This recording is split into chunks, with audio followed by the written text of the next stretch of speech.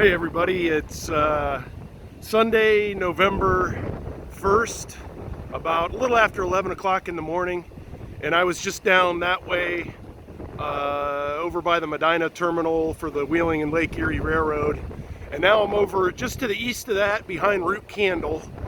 And I do a lot of videos over here. I walk through this area just about every day, so I just get lucky catching trains coming through here. It's just dumb luck, really. It's not like I actively look for them, but pretty much through here every day, so it seems, I don't know, once in a while I'll get lucky in here. It comes and goes in spurts. I'll see a train in here for a week, and then I won't see one for a month, so but I always try to get a video when I do. But this is the backside of Root Candle, and they make, like the company says, they make candles here, and these are giant tanks for wax. So apparently, I don't know if they heat the wax up, but they have these big tanks, and that buildup on the top of them, that's all wax over here. And they must do it when they make their process, when they're making their candles, and then they're always venting off steam out of this pipe here.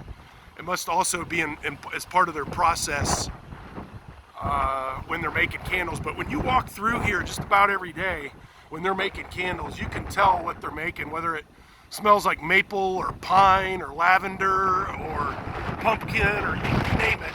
Man, it's windy here today. We got about a 30-mile-an-hour wind coming in today. We got a cold front. It's about 45 degrees, and it's supposed to be 30 by like dinner time tonight. So we got a heck of a wind in here. But this is where they get a lot of their deliveries back here. I see a lot of delivery trucks come through, and this is the building. I think Shoestring was asking if it was a high school or something, but it's just a storage warehouse for the factory here.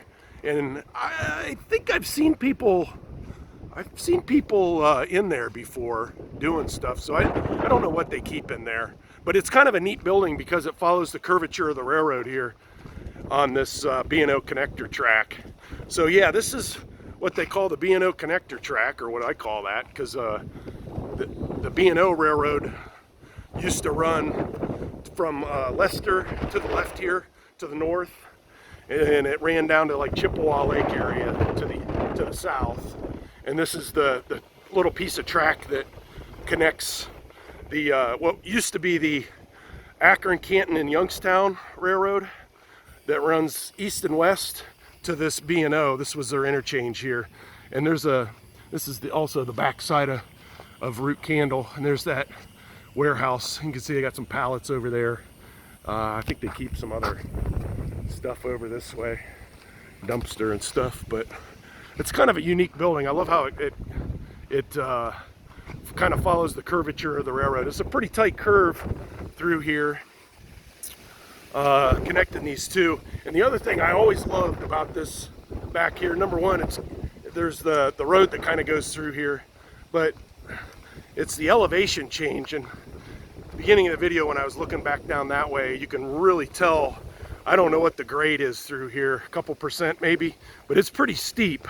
And when you see a loaded train come through here with a bunch of cars on it, you can really tell the elevation change. It's kind of neat.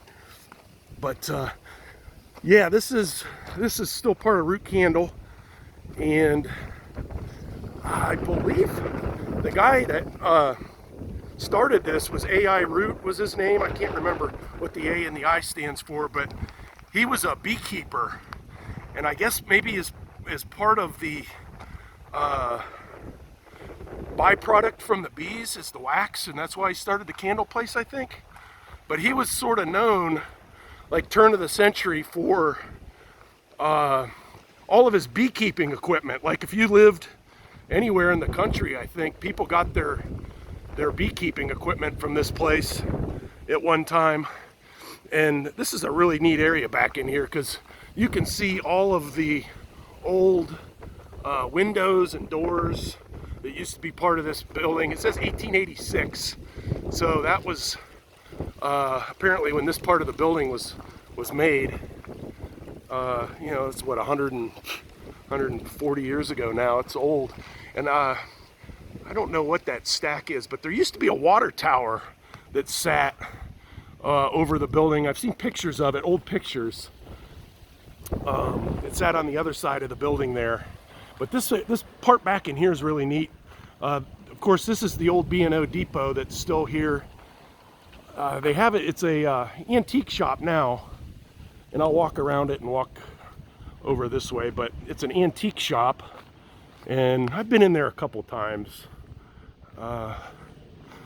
looking at stuff, but I'm not really much of an antique guy. You'd think I would be, but 1878 is part of the building here is. But another cool thing is I've seen pictures from, I don't know when it would have been, the 20s or 30s maybe, but this whole area through here was all railroad tracks at one time. And there, I've seen pictures where there's cars sitting like up at this loading dock area here.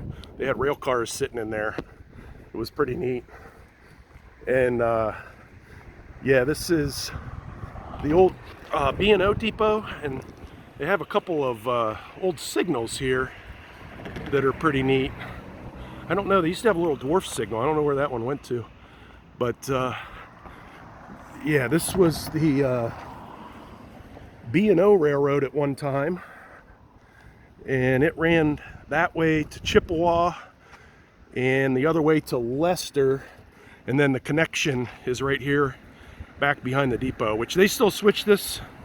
Like I said, going that way, it seems pretty random, once a month or something. They drop off those cars.